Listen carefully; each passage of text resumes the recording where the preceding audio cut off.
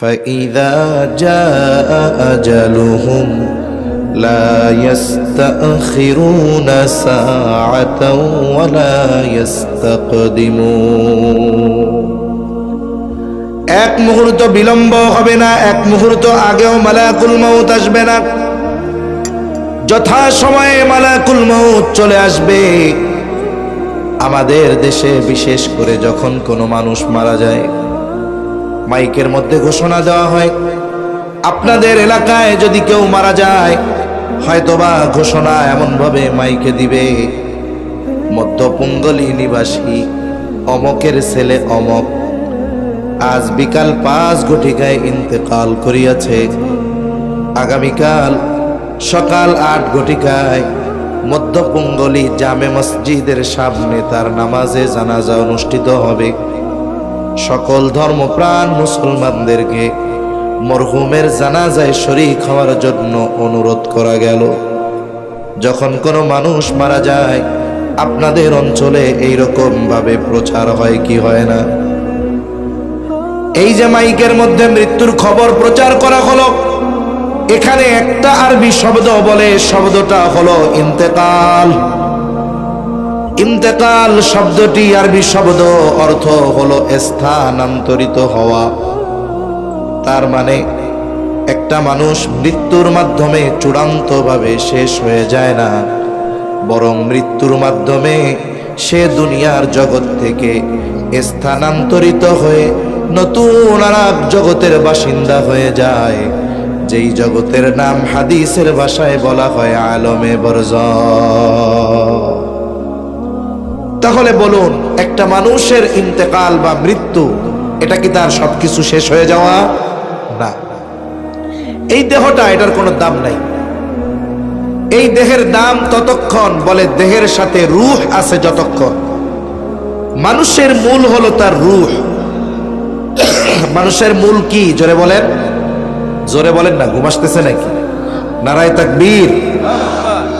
মানুষের মূল কি? জবান খুলে বলেন, রূহ। যেমন মনে করেন আপনাদের এলাকার একজন লোক ঢাকায় মারা গেছে। মারা গেছে কোথায়? এখন তার জানাজা হবে আপনাদের মসজিদের সামনে। সকালবেলায় লোকজন চলে আসছে, এখনো ঢাকা থেকে যার জানাজা হবে তাকে আনা হয়নি, বা আসতেছে, রোডে রাস্তায় আছে। বলেন তো, তখন মানুষেরা এসে জিজ্ঞাসা করে, মনে করেন লোকটার নাম আব্দুর রহিম, তখন কি বলে নাকি আব্দুর রহিম কত দূর? কি বলে? লাশ কত দূর। লাশ শব্দের অর্থ বলে লা শাইউন ফি, যার মধ্যে কিছুই নাই। বলে কি নাই? কিছুই নাই বলতে রূহ নাই। রূহটা হলো মূল। তার মানে দেহ থেকে যখন রূহ বের হয়ে যায়, এই দেহটার কোনো দাম নাই। আমি আল্লাহর কসম করে বললে ভুল হবে না, আমার জীবনে এমন অভিজ্ঞতাও আছে। এক মাহফিলে গিয়েছি, আমার এশার পরে বয়ান, মাগরিবের পরে বয়ান করতেছেন চট্টগ্রামের একটা প্রসিদ্ধ মাদ্রাসা, পটিয়া মাদ্রাসার একজন মুহাদ্দিস। ওনার বয়ানের শেষ দিকে হঠাৎ করে হইহুল্লো লেগে গেল। ওই মুহূর্তে আমিও মাহফিলে পৌঁছিয়েছি। আমি চিন্তা করলাম কোনো গ্যাঞ্জাম টেঞ্জাম লাগলো নাকি, কিন্তু একটু এগিয়ে এসে দেখলাম কোনো গ্যাঞ্জাম না। একজন মানুষ, সুস্থ মানুষ, তিনি বয়ান শুনতেছিলেন। হযরতের বয়ানের শেষ দিকে ওইখানে তিনি হঠাৎ করে অসুস্থ হয়ে গেলেন। মুহূর্তের ভিতরেই তিনি ইন্তেকাল করলেন, মারা গেলেন। আল্লাহ না করুন, আপনারা এখানে যারা বয়ান শুনতে এসেছেন, হয়তো আপনাদের অনেকের স্ত্রী কন্যা তারাও এসেছে, অথবা অনেকের স্ত্রী কন্যা বাসায় রয়েছে, তারা বাসায় আছে। আপনি বাসায় যাবেন, আপনার স্ত্রী চিন্তা করতেছে আমার স্বামী গভীর রজনী পর্যন্ত ওয়াজ শুনে আসবে, এসেই যেন বিছানায় শুয়ে পড়তে পারে। এই জন্য হয়তো আপনার বিছানাটা পরিষ্কার করে সুন্দর মতো বালিশ, ল্যাপ, কম্বল দিয়ে রাখছে, যাতে আপনি গিয়েই শুয়ে পড়তে পারেন। হয়তো কোনো যুবক এসেছে, তার বোন হয়তো চিন্তা করতেছে ভাইয়া ওয়াজ শুনতে গেছে, এসেই জানি বিছানায় শুয়ে পড়তে পারে। এই জন্য হয়তো বিছানাটা প্রস্তুত করে রেখেছে। আল্লাহ না করুন ওই যুবক অথবা ওই ব্যক্তি যদি এখানে ইন্তেকাল করে, বলেন তো তার লাশটাকে নিয়ে যখন বাড়িতে যাওয়া হবে, ওই বাড়ির ভাইয়ের বোন অথবা স্বামীর স্ত্রী কি বলবে নাকি, আমি তো আমার স্বামীর জন্য, আমি তো আমার ভাইয়ের জন্য আজকে রাত্রে শোয়ার জন্য বিছানাটা প্রস্তুত করে রেখেছিলাম, জানাজা তো আগামীকাল সকাল বেলায় হবে, তাহলে বাকি রাতটা ওই বিছানায় কম্বলের তলে আমার ভাইয়ের লাশটা থাকুক। রাখবে? জোরে বলেন রাখবে? আপনাকে এখান থেকে ওই লাশের খাটিয়া এনে নিয়ে যাওয়া হবে। সবাই চিন্তা করবে সকালে ব্যস্ততা আছে, লাশ বাইরে থাক, আমরা একটু শীতে কম্বল গায়ে দিয়ে ঘুমাই। এটাই বাস্তবতা। আপনি আমি যদি এই চিন্তা অন্তরে রাখতে পারতাম, আমার আপনার জীবন পরিবর্তন হয়ে যেত। তখন আমি চিন্তা করতাম যে আসলে আমি কি করতেছি, আমার কি করা দরকার ছিল। আমার তো সব আছে, হাত আছে, পা আছে, চোখ আছে, কান আছে, এরপরেও কেন ঘরে উঠাবে না? বলে আসল যেটা সেটা এখন দেহের সাথে নাই। বলেন কি নাই? রূহ নাই, এটা মূল। এই দেহ ধ্বংস হয়ে যাবে কিন্তু রূহ অবিনশ্বর, রূহ কখনো ধ্বংস হবে না। রূহ শুধু স্থান পরিবর্তন করে। কি পরিবর্তন করে? যেমন আমরা প্রথমেই কিছুই ছিলাম না, একটা সময় আমাদের অতিবাহিত হয়েছে, আমাদের অস্তিত্ব বলে কিছুই ছিল না। আল্লাহ তাআলা বলেন, হাল আতা আলাল ইনসানি হিনুম মিনাদ দাহরি লাম ইয়াকুন শাইআম মাযকুরা। আল্লাহ তাআলা বলেন, প্রতিটা মানুষ কি এমন কিছু কাল, এমন কিছু সময় অতিক্রম করে নাই যে তার উল্লেখ করার মতো কিছুই ছিল না? আসলেও তো আমাদের কিছুই ছিল না। একটা সময় এই সুন্দর দেহটা আমাদের ছিল না, আর একটা সময় তো রূহের অস্তিত্ব ছিল না। হাদিসের মধ্যে এসেছে আল্লাহ তাআলা আদম আলাইহিস সালাতু ওয়াস সালামকে মাটি থেকে বানিয়েছেন, আর আদম আলাইহিস সালামের পৃষ্ঠদেশ তথা পিঠ থেকে কিয়ামত পর্যন্ত যত মানুষ আসবে, যত মানুষ এসেছে, যত মানুষ আছে, আল্লাহ তাআলা সকলের রূহ একত্রিতভাবে একত্রে আদম আলাইহিস সালামের পৃষ্ঠদেশ তথা পিঠ থেকে যিনি বের করেছেন তিনি কে? তাহলে আমরা প্রথমে ছিলাম আলমে আরওয়াহ, রূহের জগতে। কোন জগতে ছিলাম? জোরে কোন? রূহের জগতে। ওখান থেকে আল্লাহ তাআলা দীর্ঘকাল পর আমাদেরকে পাঠিয়েছেন মায়ের পেটে, বলে ওইটা হলো আলমে বতন। ওখান থেকে আমরা এসেছি একটা দেহর সাথে সম্পৃক্ত হয়ে, যেই জগতে, এই জগতের নাম হলো আলমে দুনিয়া। এই দুনিয়ায় রূহ আর দেহের সাথে একটা সমন্বয় ছিল দীর্ঘকাল। এই জন্য একটা সময় রূহ থেকে, যখন দেহ থেকে রূহকে আবার বিচ্ছিন্ন করা হলো, দেহর আর কোনো দাম নাই, এটাকে মাটির সাথে পুঁতে দেওয়া হলো, মাটিতে দাফন করে দেওয়া হলো। এরপরে রূহ চলে গেল আর এক জগতে, সেই জগতের নাম হলো আলমে বরজখ, লোকচক্ষুর অন্তরালে এক জগৎ। বলে ওই জগতে রূহের হালত কেমন হবে, অবস্থা কেমন হবে? বলে দুনিয়ার জগতে যারা আল্লাহ তাআলার আদেশ নিষেধ মেনে চলেছে, ওই মানুষগুলো আলমে বরজখের মধ্যে শান্তিতে থাকবে। হাদিসের মধ্যে এসেছে তাদের কবর হয়ে যাবে রাউদাতুম মিন রিয়াদিল জান্নাহ, কবরটা হয়ে যাবে জান্নাতের বাগান।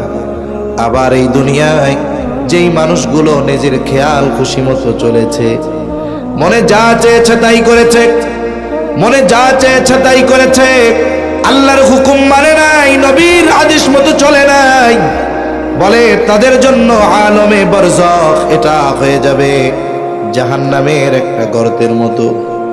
বলে আলমে বরজখে শান্তির পরিমাণ কত আর কষ্টের পরিমাণ কত। হাদিসের মধ্যে এসেছে, লম্বা হাদিস, যখন কোনো ব্যক্তিকে কবরে রাখা হবে, আল্লাহ তাআলার পক্ষ থেকে যখন ওই ব্যক্তির জন্য তিনটা প্রশ্ন হাদিসের মধ্যে এসেছে নির্ধারিত করা। আল্লাহর নির্দেশে ফেরেশতা চলে আসবে কবরে, 3টা করে প্রশ্ন করা হবে।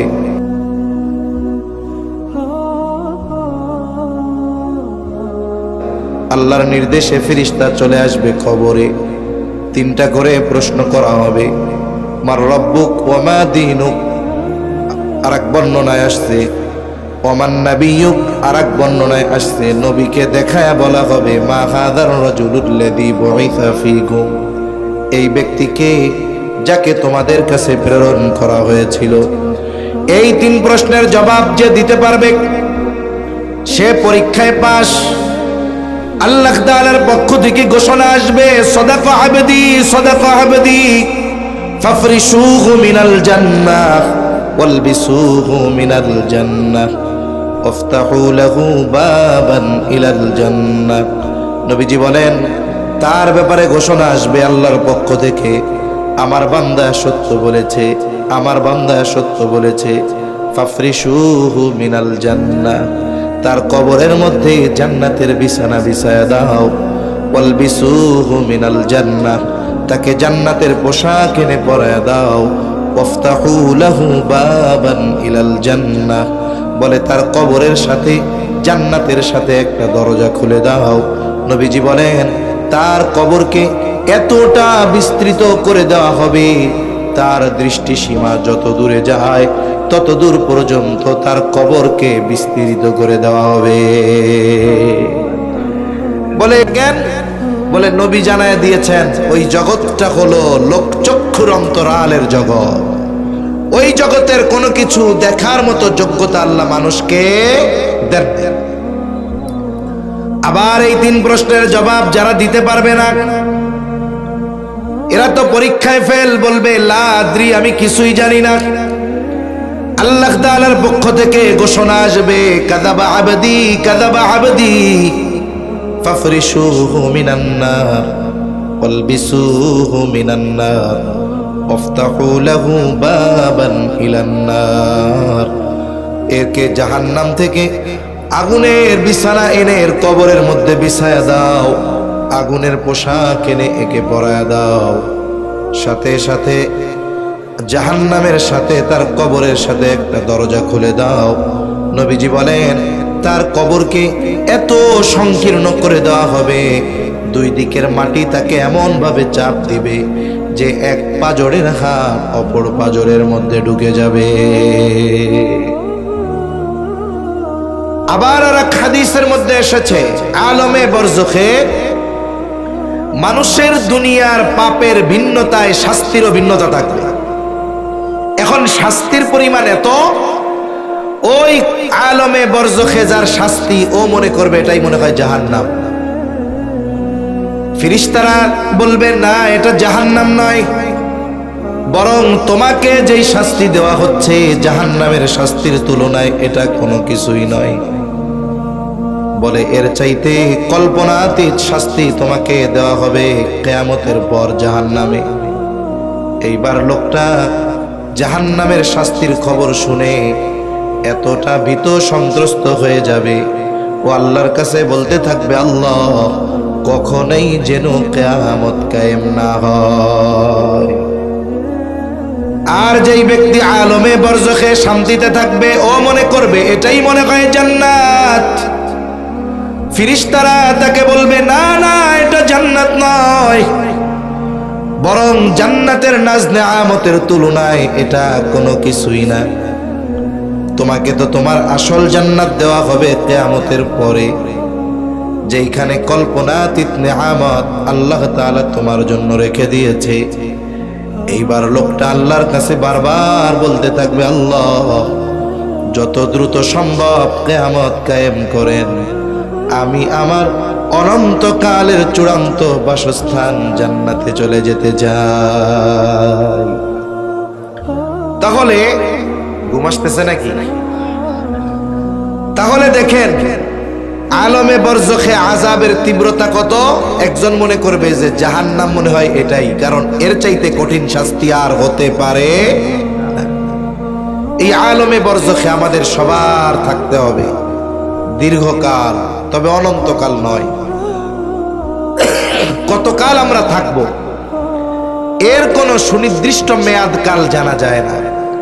তবে তাফসীরের মধ্যে এসেছে এই পৃথিবী থেকে সর্বশেষ যেই ব্যক্তি মারা যাবে ওই ব্যক্তি কমপক্ষে 40,000 বছর আলমে বরজখে থাকবে। সুবহানাল্লাহ।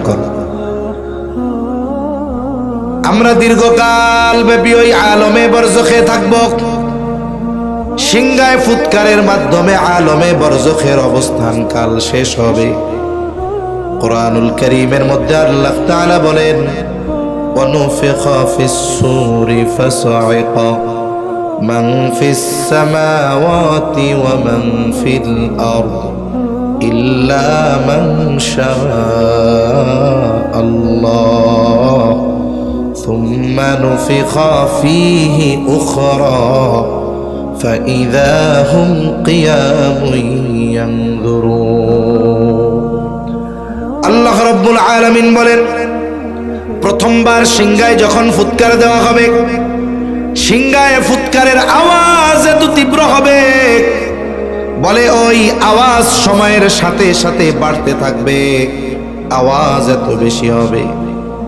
আল্লাহ তাআলা বলেন, ফাসা'iqa মান ফিস সামাওয়াতি ওয়া মান ফিল আরদ, আসমান জমিনের মাঝে যত প্রাণী আছে, যত প্রাণ আছে, সবাই সিংহার ফুৎকারের আওয়াজে অজ্ঞান হয়ে যাবে। তাফসীরের মধ্যে এসেছে প্রথমে অজ্ঞান হবে, এরপরে তারা মারা যাবে। বলে তারা ছাড়া, কারা ছাড়া? বলে আল্লাহ তাআলা যেগুলো চান সেগুলো ছাড়া সকল প্রাণীর মৃত্যু সংঘটিত হবে। সর্বশেষ মানুষটাও ইন্তেকাল করবে, এই দুনিয়ার জগৎ থেকে আলমে বরজখের বাসিন্দা হয়ে যাবে। কত বছর থাকবে? বলে কমপক্ষে 40,000 বছর। এরপরে আল্লাহ তাআলা বলেন, সুম্মা নুফিখা ফীহি উখরা ফাইযা হুম কিয়ামুন ইয়ানযুরুন। আল্লাহ তাআলা এরপরে ইসরাফিল আলাইহিস সালামকে পুনরায় সিংহায় ফুৎকারের নির্দেশ দিবেন।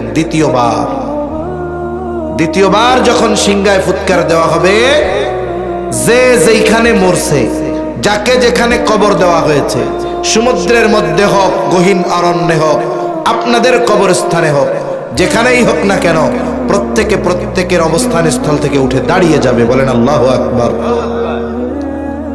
কষ্ট হচ্ছে নাকি? আমি এইভাবে কথা বলি, এই জন্য বারবার সাইফুল ভাইকে দাওয়াত নেওয়ার সময় বলছি 10টায় বয়ান দিবেন। আমি রাত 11টার বক্তা না, 11:30টার ওয়াজ না।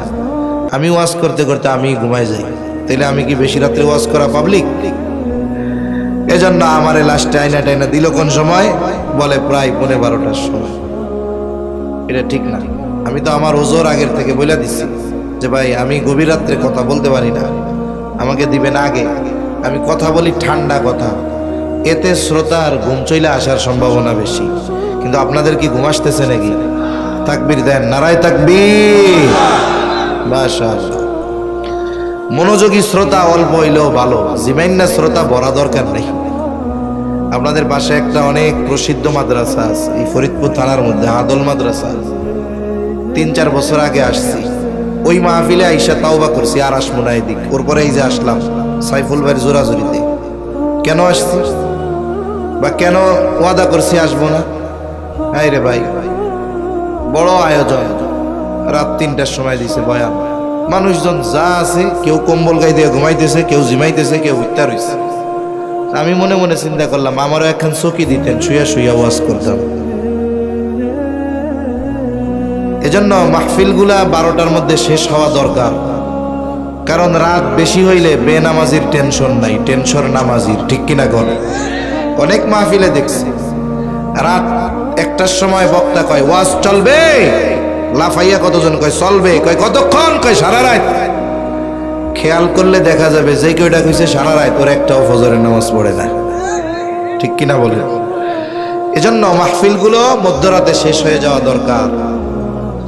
যাই হোক, আল্লাহ তাআলার নির্দেশে ইসরাফিল আলাইহিস সালাম দ্বিতীয়বার সিংহায় ফুৎকার দিলে আবার আমরা সবাই হাসরের ময়দানে উঠা যাব। আমি লম্বা কথা একেবারে সংক্ষিপ্ত সারে বলার চেষ্টা করতেছি। দেখেন, হাসরের ময়দানে আমাদের অবস্থা কেমন হবে? মাঝে মধ্যে বৈশাখ মাসে এই দৃশ্যগুলো দেখা যায়। আপনি মনে করেন জমিনের মধ্যে কাজ করতেছেন, প্রখর রোদ, পুরা আকাশ পরিষ্কার, হঠাৎ করে মুহূর্তের ভিতর